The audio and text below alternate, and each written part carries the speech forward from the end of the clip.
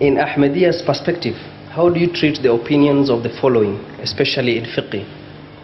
1. Imam Shaafi. 2. Imam Abu Hanifa. 3. Imam Malik. And lastly, Imam Ahmad al-Hanbali. That's right. Thank you. Yes, you can please sit here, close next to the table here. That's right. We follow him whom they followed, Hazrat Muhammad Rasulullah sallallahu alaihi wasallam, and the Holy Quran. All the various schools of fiqh are founded on the Quranic teachings and the teachings of Hazrat Muhammad Rasulullah in explanation of the Holy Quran. Now when these schools came into being, at that time the traditions were not compiled as we have found them compiled in different books with all the investigations attendant upon the subject of collection of hadith. The rules were not chalked out like this. So whatever they decided upon the specific ahadith which reached them. While other schools, following the same sources but having different pieces of hadith presented to them, genuinely and honestly tried to infer from those ahadith which had reached them. Had that not happened, there could not have been any difference between these four fiqhs. Imam of fiqh in himself has no authority. All the authority he draws is from the inferences of the Holy Quran and inferences based on the traditions of the Holy Prophet.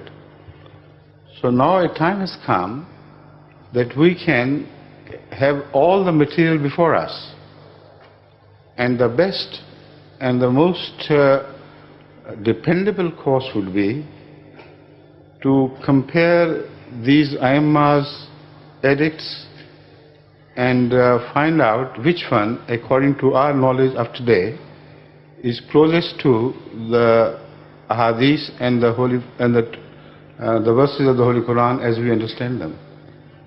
Now this is the general principle we always follow. But it so happened that according to our study, generally Imam Abu Hanifa's fatwa were very largely accepted by the Ummah, and unless we find reasons to disagree with him, we would generally follow the fiqh Hanafiya. But if in some places we find Hazrat Imam Shaafi closer to the Quran and Hadith than Imam Abu Hanifa, then we would follow him. If Hazrat Imam Malik is found to be closest, then we would follow him. Personally, I believe that Hazrat Imam Malik was not only nearest to Hazrat Muhammad Rasulullah in time, but also he was the first collector of ahadith. Muwatta Imam Malik, although it is not counted among the books of ahadith, that is traditions of the Holy Prophet, but it is one of the most authentic books on hadith which was ever written. All its ahadith are also included in Bukhari. So none of them can be objected against by any school of thought. And also he was blessed by a very special faculty of Allah, blessed by Allah, of the very special faculty of jurisprudence. So on the whole, I think Hazrat Imam Malik should also be bracketed with Hazrat Imam Abu Hanifa. But the problems arose later on when, in the name of Maliki fiqh, scholars of the later ages went on adding quite a few things here and there, creating distances between the fiqh of Hazrat Imam Malik and the fiqh of Abu Hanifa and others as well. So all this is a complicated issue, and it needs to be thoroughly examined. Otherwise, if we do not try to find compromise between these great sources of jurisprudence on the basis of re-examining their sources and attempting to draw new inferences, then this confusion would continue forever, dividing the Ummah. So Hazrat Masih Maud alayhi salam, the founder of the Ahmadiyya community, gave us this clear instruction.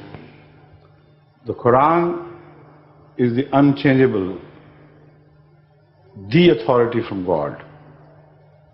The unchangeable in the sense that no man has been permitted to interpolate.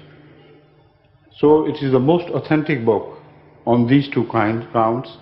Number one, all the source of the Sharia is contained in the Holy Quran. Number two, man has not been permitted by God to interfere. So if there is one thing on which we can depend with 100% certainty, it is the Holy Quran. All traditions which are in agreement with the Holy Quran must be respected and accepted in toto.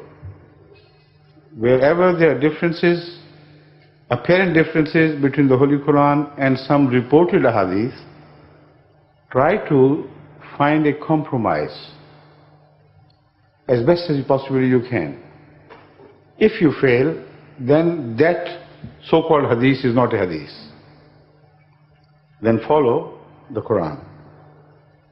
But in general, where you do not have either the wisdom or the time to investigate personally, directly, the overbearing principle should be that you follow Hazrat Imam Abu Hanifa. This is the entire attitude of Jamaat Ahmadiyya to this problem. Thank you.